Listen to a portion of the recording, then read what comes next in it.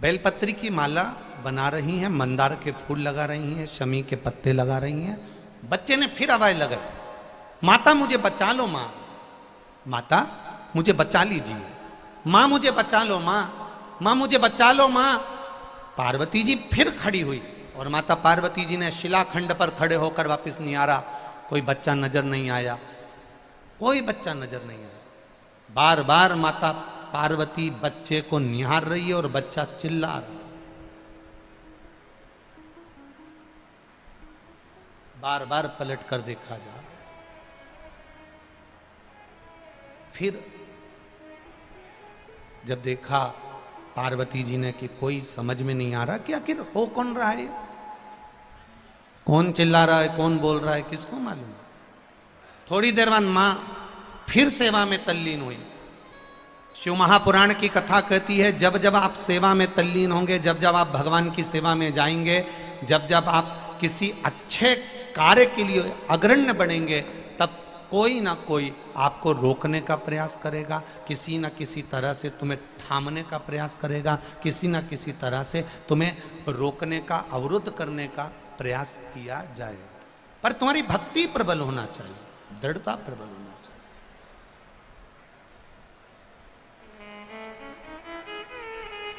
भक्ति की प्रबलता। मैंने तेरे ही भरोसे से बाबा, तेरे ही भरोसे हवा बिच उड़ती जावांगी, बाबा डोर तो छड़ी ना में कटी जावांगी। भोले मैं तेरी पतंग, शंभू मैं तेरी पतंग। शिव कथा कह रही है। बच्चे ने फिर चिल्लाया और बच्चा जैसे ही चिल्लाया, अब की बार मां ने देख लिया। अभी तक मां देख रही थी पर्वत पर, अभी तक मां देख रही थी भूमि पर अब मां ने देखा कि एक जलाशय में एक मगर एक बच्चे को पकड़ने के लिए घाट पर आ रहा है। एक मगर, एक घड़ियाल, एक बच्चा सोया हुआ है, उसको पकड़ने के लिए घाट पर आ रहा है। छोटा सा बच्चा है।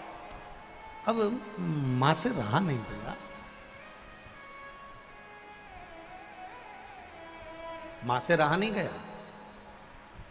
जैसे ही वो छोटा सा बच्चा चिल्लाया, पार्वती मैया पर्वत पे से कूद कर, जिस शिला पर माता पार्वती जी बैठी थी उस पे से कूद कर मां तुरंत मां उस शिला से कूदी और कूद कर जलाशय के पास में मेरी माता पहुंच गई। अब जैसे ही जलाशय के पास मेरी मां पहुंची और माता ने देखा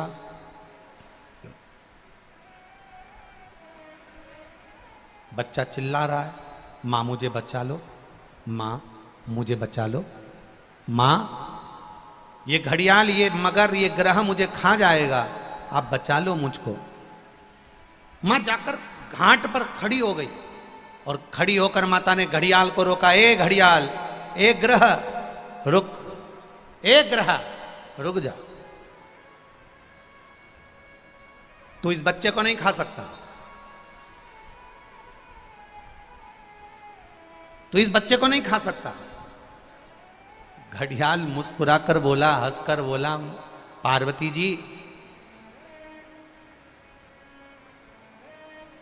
इस सरोवर पर दिन के तीसरे पहर में जो भी मुझे मिलेगा वो मेरा भोजन होगा, ये मुझे वर प्राप्त है।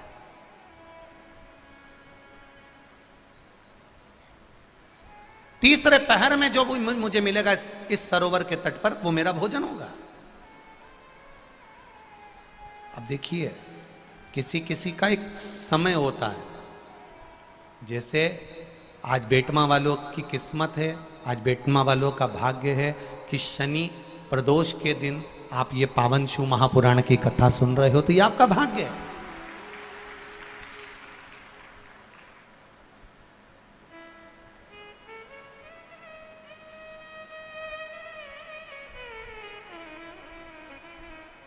ये आपका भाग्य है, ये आपका सौभाग्य है। कुछ किस्मत में लिखा होता है, कुछ भाग्य में लिखा होता है।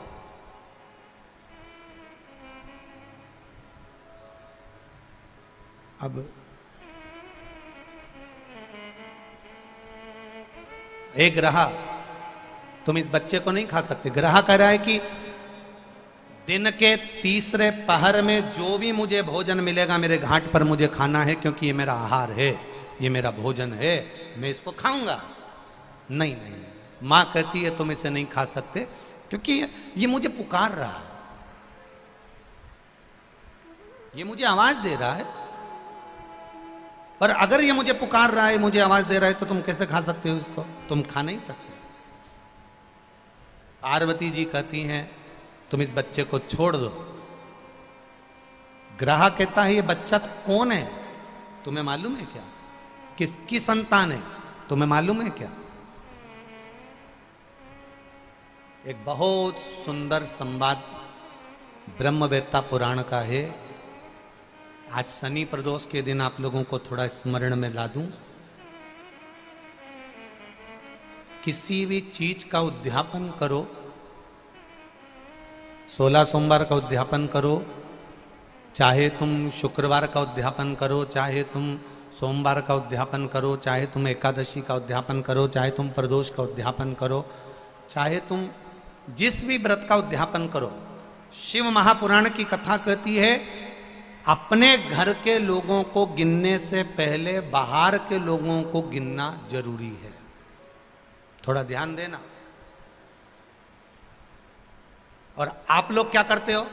उद्यापन में सबसे पहले अपनी जेठानी को गिन लिया, इसको गिन लिया, उसको गिन लिया, उसको गिन लिया। और शिव महापुराण की कथा कहती है जेठानी तो तुम्हारे यहाँ का भोजन करेगी क्योंकि रिश्तेदार है, ननन तुम्हारे यहाँ का भोजन करेगी क्योंकि रिश्तेदार है, तुम्हारी देवरानी भोजन करेगी क्योंकि रिश्तेदार है, तुम्हारी चाची सास भोजन करेगी क्योंकि रिश्तेदार है, तुम्हारी काकी सास भोजन करेगी क्योंकि रिश्तेदार है। जब हम उद्यापन में दूसरे को गिनते हैं और उसको कोई सामान देते हैं, उसकी कोई सामग्री, कोई सुहाग की पिटारी, कोई सामग्री हमने उसको उद्यापन में दी, तो वो हमारा दान कहलाता। हमने अपने परिवार वाले को भोजन कराकर अपने उद्यापन में गिन दिया और अपने परिवार वालों को दे दिया। इसको देना नहीं कहते, इसको दान नहीं कहते, इसका पुण्य आधा हो जाता है। इसके पुण्य की परिभाषा यहां नहीं कहा जाए। अब और सरल भाषा में समझ लीजिए। कई माताएं कहती है हमने तो अपनी बेटी को यह सामान दे दिया, मतलब हमने खूब दान कर दिया। अब एक बहुत अच्छे से समझ लेना, हमने हमारी बेटी को ये दे दिया तो हमने दान दे दिया। हमने हमारी बेटी को पापड़ बना के दे दिया, हमने तो बहुत दान कर दिया। हमने हमारी बेटी को साड़ी दिला दी, हमने दान कर दिया। हमने हमारी बेटी को सामान दिला दिया, हमने दान कर दिया। बेटी दान लेने की हकदार नहीं है, बेटी अपने मायके का हक लेने को दमदार है। तुम बेटी को एक साड़ी देकर ये मत सोचना कि हम दान दे रहे हैं। बेटी तो खुद कन्यादान में जाती है। आप बेटी को अगर वस्त्र दे रहे हो तो दान नहीं कर रहे हो। आप बेटी को कोई सामग्री दे रहे हो तो दान नहीं कर रहे हो। आप बेटी को कोई सामान दे रहे हो, दान नहीं कर रहे हो। आप बेटी के बेटे को 500 रुपए का लिफाफा दे रहे हो, ये दान नहीं कहला रहा है। ये वो अपना हक लेकर जा रही है। आई है माँ बाप के घर में तो साड़ी तो देना पड़ेगी, नहीं देगी तो काले कोट वाला दिला देगा। उसमें ये दान नहीं है कि तुम कह दो कि नहीं साहब हमारी तो हमने बहन बेटी के दान दे दिया, हमने तो हमारी बहन बेटी के दान दे दिया, हमने तो हमारी बहन बेटी के दान दे दिया, तो बहन बेटी कहीं भिक्षा मांगे तुमसे? अरे बोलो तो बेटमा वाली हो, बोलो बोलो जम के बोलो। तुम क्या भिक्षा मांगो कि हम भैया के जाएं तो दान लेके आएंगे? दान लेकर बहन बेटी नहीं आती। बेटी अपने भाई के यहाँ से दान लेकर नहीं आती। बेटी अपने मायके से दान लेकर नहीं आती। बेटी मायके में जाकर अपने माँ बाप से और कहती है कि किसी ब्राह्मण को बुलाकर मम्मी सत्यनारायण की कथा कराकर थोड़ा सा दान दे दो। ये बेटी कहती है। बेटी दान लेकर नहीं आती है, बेटी दान दिलवा कर आती है। और बेटी मायके से अगर एक साड़ी भी लेकर आती है तो वो दान की नहीं, बेटी अपना हक लेकर आती है। जब तक माँ बाप हैं तब तक बेटी लेकर आ रही। तो जितनी भी भाभियां हैं वो ये कहना बंद कर दे कि हमने ननन को कुछ दान दिया।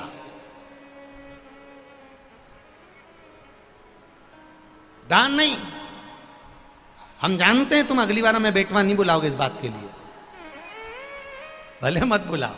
और जो रीत की बात है, यहाँ शिव महापुराण की कथा कह रही है, यहाँ शंकर जी का संवाद कह रहा है कि पार्वती जी कह रही हैं कि ग्रह कह रहा है पार्वती जी से, इससे तुम्हारी कोई रिश्तेदारी है, ये बच्चा कौन है तुम पहचानती हो, इसके माँ बाप को जानती हो, इसकी रिश्तेदारी पहचानती हो, इस बच्चे को क्यों बचाना चाहती हो, इस बच्चे को मुझे खाने क्यों नहीं देना चाहती। पार्वती जी कहती हैं अगर मेरी संतान होती तो मैं छोड़ देती, पर ये ना जाने कौन है, किसका पुत्र है, उसने मुझे पुकारा है, इसलिए मैं इसको बचाना चाहती हूं। बहुत ध्यान देना, अतिथि देव भव, अतिथि देव भव। ये इतने सारे लाखों लोग आए हैं बेटमा में, इनसे किसी की रिश्तेदारी है क्या? अरे बोलो, जम के बोलो, नहीं है। कोई इनको पहचानता है कि कहां से आ गए? कोई ट्राली में बैठ के, कोई ट्रक में बैठकर, कोई गाड़ी में बैठकर, कोई मोटरसाइकिल में बैठकर, किसी से कोई की रिश्तेदारी नहीं है। पर बेटमा में आए हैं, और बेटमा के एक व्यापारी ने भी, बेटमा के एक व्यक्ति ने भी, बेटमा का एक व्यक्ति ने भी अगर इनको एक गिलास पानी भी पिलाया है तो समझ लेना तुमने अपने वाले को पिलाया तो ये सोच के पिलाया कि मेरी मौसी है, मेरी काकी है, मेरी बुआ जी है, पर पराये व्यक्ति को अगर हमने एक गिलास पानी भी पिलाया है, समझ लेना वो तुम्हारे खातों में करोड़ों का हो गया है, उसका फल कम नहीं हो सकता, वो करोड़ों का होगा, अधिक।